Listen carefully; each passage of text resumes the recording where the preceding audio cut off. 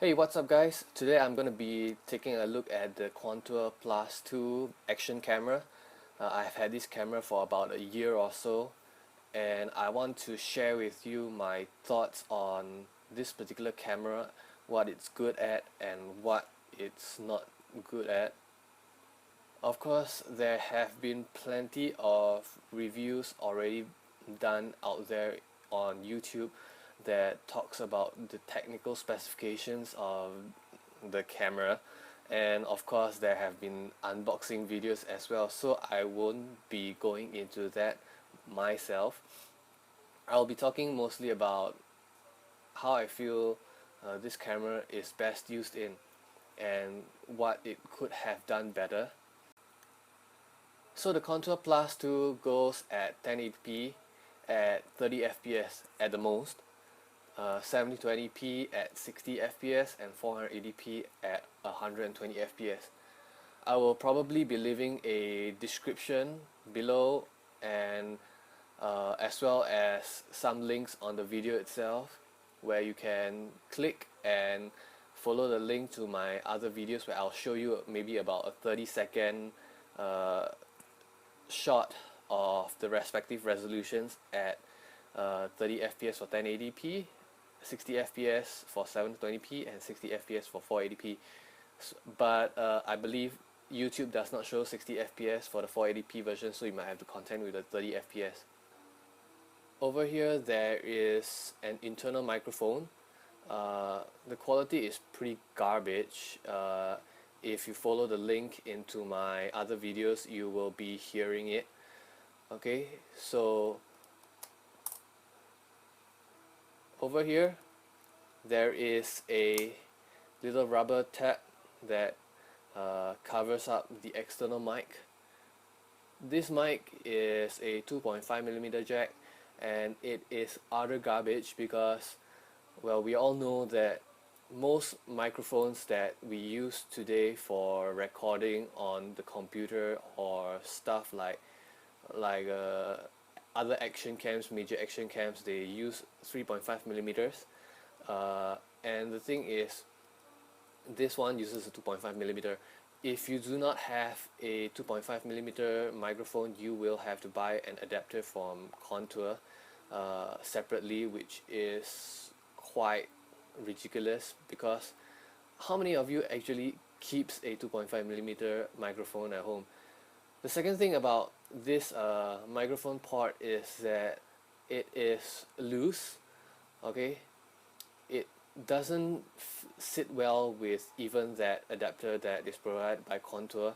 So if you ride rough, especially for those of you supermoto guys out there who go off-road, the moment you are shaking on your bike, the 2.5mm jack will loosen and your audio feed will cut off and the video will be totally silent.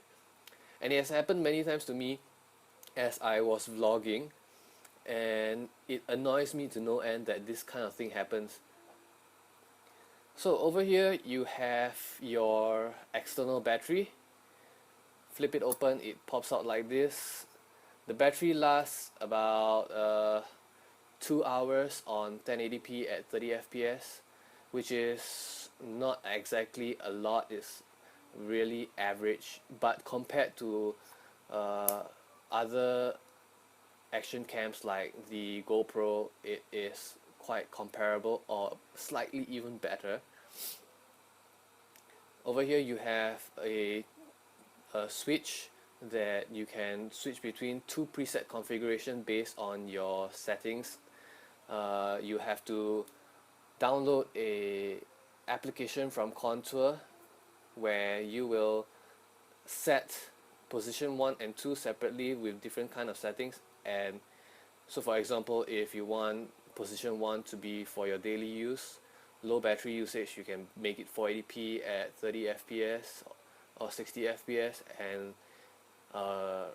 maybe use it just for insurance purposes. And then position 2, you could set it for 1080p at 30 fps for shooting nice shots if you so chance upon it. So this is it makes it easy to switch between two modes, but the very big problem is that competitors like the Drift Ghost allows you to set the settings on the camera itself. You do not need to have to be at a computer to make the settings. So this is the bad point about the Contour. It is very static in the things you can do about the settings. Then there is your memory card here. You can take up to 32GB class 10. Over here you have the switch that activates the Contour to record. What I like about the whole Contour line is that one flick of a button like this and the camera just starts recording. There is no separate on button, there's no separate recording button like the Drift Ghost, where you have to turn it on and then you have to turn the record button on. And this is all one big slider action that makes it easy for anybody who has gloved hands to operate. So over here you have this Bluetooth button. It supposedly is used for you to connect to your iPhone if you have one, and then people use it to sync with the iPhone Contour app, so you can control the settings and basically view what the camera is seeing on your phone as you go, which is a nifty addition. The Contour Plus 2 also has a GPS function, so in the event, let's say you are going on a long ride and you just want to track where you have been, it also does that, but I would say it is a pretty useless function to have because it draws a lot of battery. Now, the thing about the Contour Plus 2 is that it doesn't really have a very good video quality, as you can see in the other videos that I have shown you, especially at night. I will link this night video on the video and the description below, and you should take a look at it. Under low light conditions, the Contour Plus 2 isn't very good. Honestly, basically every Contour camera, including the ROAM2 and Original Plus, does not do well at low light. The Contour Plus 2 also does pretty well under the rain, even though by right the Plus 2 is not waterproof. Okay, so that's why they came with this and included a waterproof case. So if you do intend to submerge the camera, you of course have to use this, but otherwise on its own it is pretty good in staying operating in the rain. The rule of thumb is basically as long as the water is not heavy enough to seep into the cracks over here at the back, and also as well as the microphone port, it should be fine. The Contour also has a very nice sleek looking body. It is probably the slimmest and the most aerodynamic camera in the market that, you know, has a rather competitive price with a good quality. Of course, there is also the Drift Ghost S, but the Drift is actually slightly bigger than the Contour, so in terms of size, aerodynamics and ease of use, of course the Contour is at the top of this. I would say this makes the Contour Plus 2 and practically every other Contour camera suited specifically for being mounted on a helmet, a motorcycle helmet or a bicycle helmet. And it seems to me like this camera line is specifically engineered for this particular task alone. So the Contour Plus 2 probably retails about $300 if I remember correctly. Of course, if you are not interested in the external microphone, you are not interested in the the removable battery and the GPS function and the Bluetooth. Contour also does sell the ROAM line. As of right now, they do have a ROAM2 that slightly improves on the night vision, but however, if you're on a tight budget, you might want to take a look at this. This is the Contour ROAM2, and I shall take away the +2 first. This is the Contour ROAM2. You can probably get one for less than 150 US dollars, and pretty much it's the exact same camera with the same quality of videos that it's gonna be producing, with the exception that it doesn't have a external microphone.